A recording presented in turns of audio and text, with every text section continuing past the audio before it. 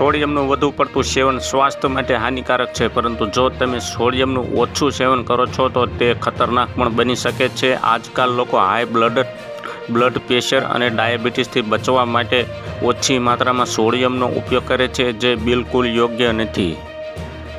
National institute of health અનુસાર sodium એક આવશ્યક ઇલેક્ટ્રોલાઇટ છે જે કોષોમાં પાણીની માત્રાને નિયંત્રિત કરવાનું કામ કરે છે.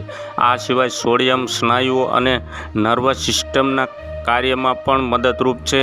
હાઇપોનેટ્રેમિયા લોહીમાં ઓછા સોડિયમને કારણે થાય છે, જેના કારણે શરીરમાં પાણીનું પ્રમાણ વધી જાય છે. લોહીમાં સોડિયમ કેટલું હોવું જોઈએ? નિષ્ણાતોના મતે લોહીમાં સોડિયમનું માત્ર 135 થી 145 મિલી સમકક્ષ પ્રતિ લિટર હોવી જોઈએ.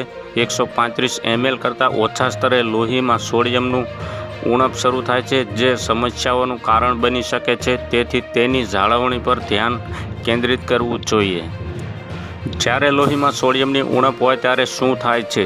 લોહીમાં સોડિયમની ઉણપ માનસિક સ્વાસ્થ્યને પણ અસર કરે છે. આ ચિંતા, તણાવ અથવા ન્યુરોલોજિકલ સમસ્યાઓનું કારણ બની શકે છે. આ સિવાય થાક, માથાનો દુખાવો અને ઉલટી જેવી સમસ્યાઓ પણ થવા લાગે છે. સ્નાયુઓમાં ખેંચાણ પણ સોડિયમની ઉણપની નિશાની છે.